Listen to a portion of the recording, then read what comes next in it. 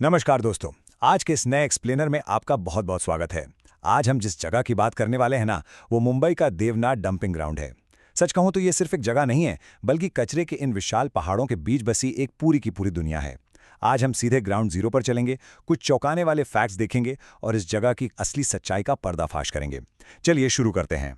तो चलिए सीधा इस चौंकाने वाले आंकड़े से गहराई में उतरते हैं। आप सोचिए, पूरे मुंबई या भारत में हमारी औसत जीवन प्रत्याशा यानी लाइफ एक्सपेक्टेंसी काफी बेहतर है, राइट? लेकिन देवनार के अंदर यहां एक इंसान औसतन मुश्किल से 40 साल तक ही जी पाता है। सिर्फ 40 साल। ये लाइफ एक्सपेक्टेंसी बाकी देश के मुकाबले लिटरली आधी है। और ये एक अकेला आंकड़ा ही साबित कर देता है कि ये जगह रहने के लिए कितनी जानलेवा और खतरनाक है। भाग 1, द मैक्रो रियलिटी यानी व्यापक सच्चाई। मुंबई का ये सबसे पुराना डंपिंग ग्राउंड। आपको जानकर हैरानी होगी कि इसकी शुरुआत आज से नहीं बल्कि ब्रिटिश काल से हुई थी। जरा इसके स्केल की कल्पना कीजिए। ये एशिया का सबसे बड़ा डंपिंग ग्राउंड है, 200 फुटबॉल मैदानों से भी ज्यादा बड़ा। यहाँ कचरे के पहाड़ 40 मीटर तक ऊंचे हैं। मतलब समझ रहे हैं आप, एक 12 मंजिला इमारत से भी ज्यादा ऊंचे। और सबसे शॉकिंग बात पता है क्या है? इन कचरे के पहाड़ों के बीच करीब 2 लाख लोगों की आबादी बसती है। इनके घर नीले रंग के पतले एकदम कमजोर टिन से बने हैं, जो बारिश में टपकते हैं और हवा के झोंके से कभी भी गिर सकते हैं। इतने बड़े लेवल पर ऐसा जीवन सच में हमारी कल्पना से बाहर है। भाग 2, द माइक्रो स्ट्रगल यानी व्यक्तिगत संघर्ष। आइए देखते हैं देवनार में हर दिन गुजारा करना कैसा होता है। बुनियादी जरूरतों और यहाँ की जमीनी असलियत के बीच का ये अंतर सच में डराने वाला है। सबसे पहले पानी को ही ले लीजिए। पाइपों से दिन में सिर्फ 2 घंटे पानी आता है, और वो भी अक्सर लाल या पीला होता है, एकदम दूषित। इंफ्रास्ट्रक्चर की बात करें, पीने के पानी की पाइपें सीधा खुली गटर और नालों के एकदम बगल से गुजरती हैं। जो सड़कें हुआ करती थीं वो अब खुद गटर के नालों में बदल चुकी हैं, और जाहिर है इसका सीधा असर लोगों की सेहत पर पड़ता है। इसी खतरनाक माहौल की वजह से टाइफाइड, मलेरिया और गलत इलाज जैसी चीजें यहाँ रोजमर्रा की बात बन चुकी हैं। और याद रखिए, ये सिर्फ नंबर्स या आंकड़े नहीं हैं, ये जीते जागते इंसान हैं। हमारे सोर्सेस के मुताबिक एक बहुत ही दर्दनाक केस सामने आया, जहां बचपन में बुखार के लिए दिए गए एक गलत पोलियो इंजेक्शन की वजह से एक शख्स जिंदगी भर के लिए विकलांग हो गया। ऐसे ही एक बुजुर्ग महिला की कहानी है, जिन्हें इतने भयानक मच्छरों का सामना करना पड़ता है कि हर 10 दिन में उन्हें अस्पताल में भर्ती होना पड़ता है। ये वो भारी कीमत है जो यहाँ के लोग अपनी जान पर खेलकर हर दिन चुका रहे हैं। भाग 3, कमाई की कीमत।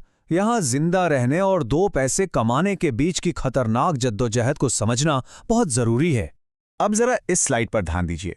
यहाँ 2 तरह के कामों के बीच का भारी अंतर साफ दिखता है। एक तरफ है थोड़ा सेफ काम, जैसे कपड़ों पर शीशे लगाना, जिससे प्रति कपड़ा सिर्फ 6 से 8 रुपए जैसी मामूली रकम मिलती है। दूसरी तरफ है वो जानलेवा काम, जहां लोग 39 मीटर ऊंचे कचरे के पहाड़ों पर जाकर सूखा और गीला कचरा अलग करते हैं। इससे वो 1200 रुपए तक कमा सकते हैं, लेकिन रिस्क क्या है? मौत का। लोग बुलडोजर के नीचे आ जाते हैं। हमारे सोर्स में एक ऐसे ही वर्कर का जिक्र है जो पहाड़ पर कचरा बीनते हुए गिर गया और उसका पैर हमेशा के लिए खराब हो गया। भाग 4, जटिल वास्तविकताएं। इस माहौल में पनपने वाले सामाजिक पतन को देखना भी उतना ही जरूरी है। देखिए, इन कठोर हालातों से बचने के लिए लोग अक्सर नशे का सहारा लेने लगते हैं। व्हाइटनर सूंघने का नशा तो यहाँ बहुत ही कॉमन है। एक बोतल की कीमत करीब 60 रुपए है, और लोग दिन में औसतन 120 रुपए सिर्फ इस सस्ते और खतरनाक नशे पर खर्च कर देते हैं। इसके अलावा गांजा और सुल्फा का इस्तेमाल भी काफी ज्यादा है, और इसका सीधा नतीजा क्राइम और वायलेंस। उदाहरण के लिए, एक निवासी ने नशे में धुत हमलावर के हमले में अपनी एक आंख तक खो दी। ये सब पूरी तरह से इन बदतर आर्थिक हालातों का एक दुखद साइड इफेक्ट है। भाग 5, ठुकराए गए लोगों का घर। अब हम बात करेंगे किन्नर समुदाय और उनके लिए इस जगह के मायने के बारे में। ये सच में दिल छू लेने वाली बात है। किन्नर समुदाय के एक सदस्य का कहना है कि जब दुनिया ने, यहाँ तक कि उनके खुद के परिवार ने उन्हें नकार दिया, तब इसी डंपिंग ग्राउंड ने उन्हें अपनाया। उनके लिए अब यही जगह उनका घर है, यही उनके माता पिता हैं। उनका मानना है कि अपनों के बीच अगर यहाँ एक साधारण सी झोपड़ी भी मिल जाए ना, तो वो उनके लिए किसी आलीशान महल से कम नहीं है। सोचिए, समाज की अस्वीकृति उन्हें इस जगह में अपना असली परिवार खोजने पर मजबूर कर देती है। तो यहाँ सबसे महत्वपूर्ण बिंदु ये है, और इसे हम सिस्टम की सबसे बड़ी विडंबना कह सकते हैं। सरकार का प्लान है कि इस कचरे के पहाड़ में से 124 एकड़ जगह साफ की जाए। इस काम में ही 12 से 14 साल लग सकते हैं। लेकिन सबसे शॉकिंग बात क्या है? ऐसा इसलिए किया जा रहा है ताकि धारावी स्लम के लोगों को वहां से हटाकर सीधे इसी डेंजर जोन यानी देवनार में बसाया जा सके। मतलब लोगों को खतरे से बाहर निकालने के बजाय एक नए खतरे में धकेलने का ये प्लान, ये सिस्टम के फेलियर का एक बहुत बड़ा उदाहरण है। भाग 6 रेजिलियंस और डिस्कवरी। इन सब कठिनाइयों के बीच भी जो उम्मीद और संघर्ष की भावना है वो देखना कमाल का है। इन सब परेशानियों के बीच इस कम्युनिटी की जीवंत भावना सच में आपको हैरान कर देगी। यहाँ के एक लोकल फीमेल रैपर हैं जो 5 साल की उम्र से अपनी डायरी लिख रही हैं और अब अपने रैप के जरिए इस स्लम के असली संघर्षों की आवाज पूरी दुनिया तक पहुंचा रही हैं।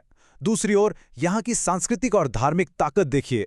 आबादी का 70% से ज्यादा हिस्सा रमजान के महीने में रोजा रखता है, वो भी इतनी कठोर परिस्थितियों में। सुबह 4 बजे से शाम 6 बजे तक बिना एक बूंद पानी पिए अपना व्रत पूरी निष्ठा से निभाते हैं। इसे कहते हैं असली जज्बा। चलिए अब इस नंबर को देखते हैं, 100।